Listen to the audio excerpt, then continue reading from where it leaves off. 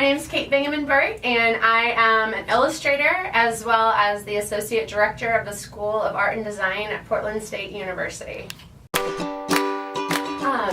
So one of the great things that I love about teaching at Portland State University is Portland, the city itself. And it's kind of fantastic that the motto of Portland State University is "Let knowledge serve the city," because the city is so closely tied into everything that we do at Portland State. This is a city campus, and along with kind of like going on lots of field trips and having lots of like speakers come in, we also are able to directly access fabulous illustrators and designers who are working incredibly hard in the community, who also want to teach a class or do a workshop. And so that part of talking to professionals is already happening because the faculty at Portland State are already actively making as well as active educators too. And I feel like that connection is such an important thing to have in order to have a strong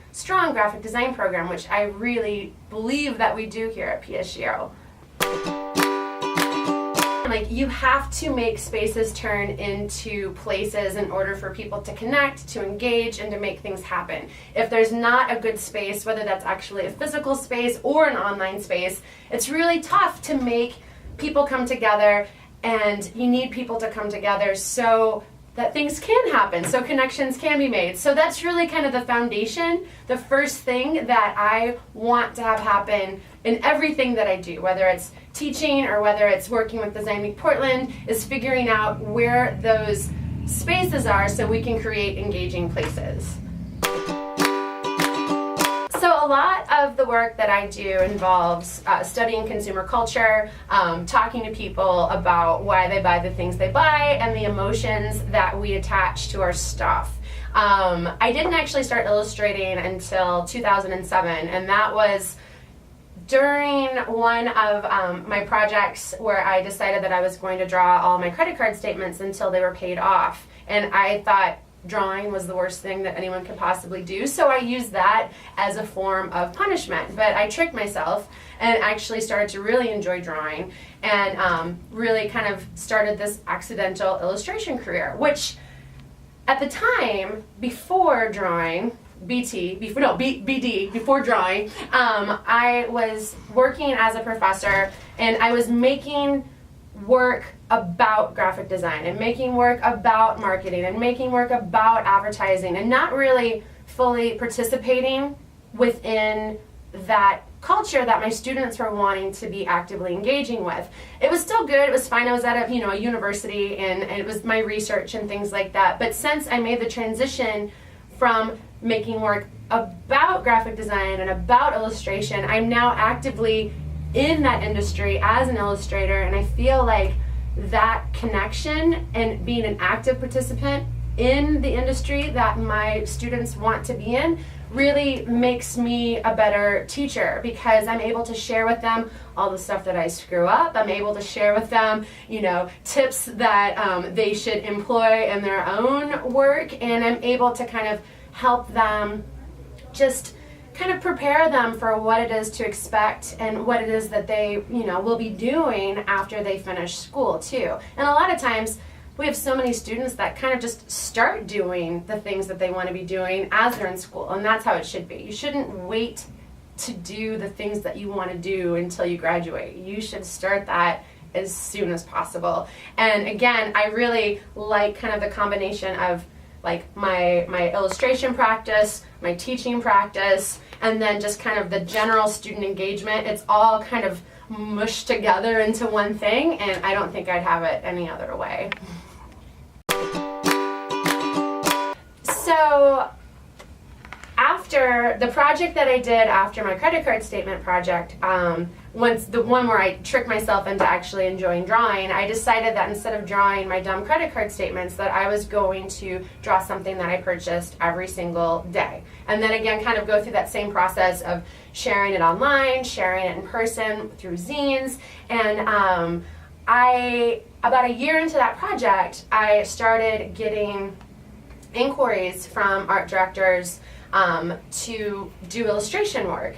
And again, like that wasn't part of the plan, but I was like, okay, let's do this. But one of my very, very first jobs that I had was illustrating the book Handmade Nation, which was through Princeton Architectural Press, which would later end up being my publisher for my work.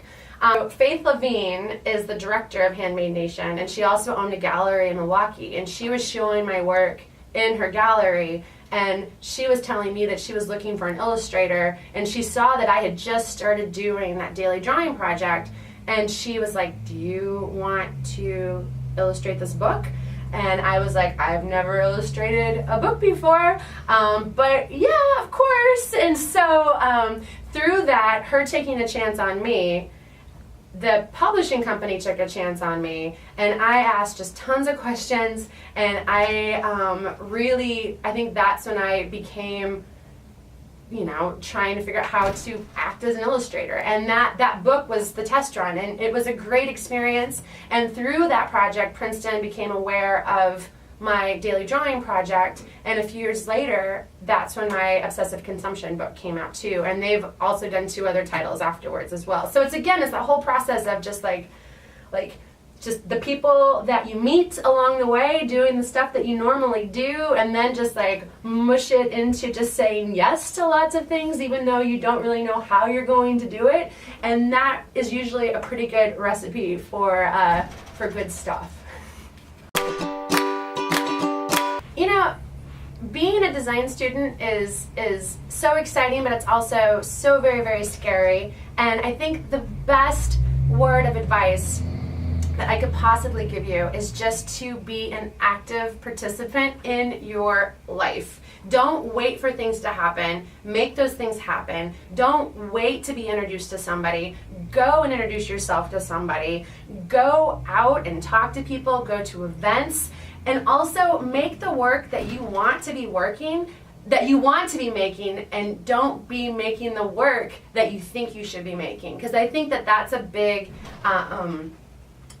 mistake that a lot of students do. They think that they should be making work that they see all over the place, but yet the thing that they really want to be making, they're kind of nervous about and they're unsure about. But you're in school, and this is the time to experiment, and you've got to be making the work that you want to be hired for, not doing the work that you think you should be making, because you're not going to enjoy it, and it's not going to ring sincere either. So those are my words of advice. I have a lot more, but those are the 2 things that I think are pretty important too.